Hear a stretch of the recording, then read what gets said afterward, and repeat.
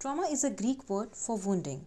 Whenever we are wounded, there is a scar tissue that forms, and scar tissue is always harder, less resilient, less flexible than the tissue that it replaces.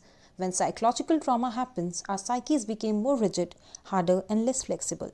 The origin of that hardening is the separation from the self that trauma induces, and we became more rigid in our responses to life, to ourselves, to relationship, to stimuli, and so on. Not everyone who experiences a stressful event will develop trauma. Some people will develop symptoms that resolve after a few weeks, while others will have more long-term effects. Let's educate ourselves on types of trauma. Acute trauma. It results from exposure to a single overwhelming event or experience, for example, car accident, natural disaster, single event of abuse or assault, sudden loss, or witnessing violence. Repetitive trauma. It results from exposure to multiple chronic or prolonged overwhelming traumatic event, that is, receiving regular treatment for an illness. Complex trauma.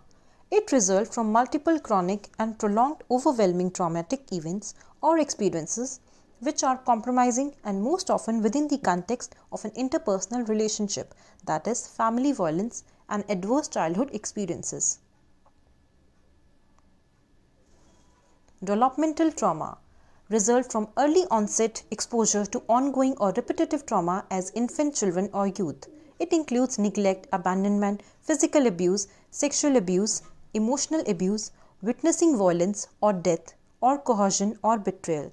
This often occurs within the child care system and interferes with healthy attachment and development.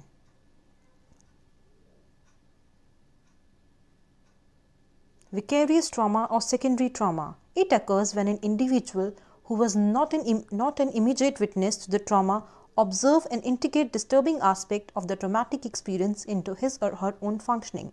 Family member, mental health professionals, and others who care for those who have experienced a traumatic event are at risk of the vicarious trauma. Historical trauma. It is a cumulative, emotional, and psychological wounding over the lifespan and across generations, emanating from massive group trauma. For example, historical trauma includes genocide, slavery, and war.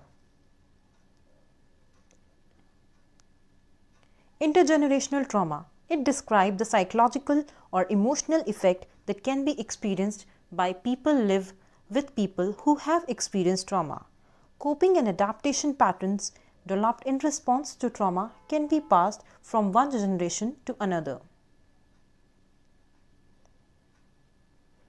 Trauma is not what happens to you externally that defines the trauma, but what happens internally to you as a result of it. Thank you.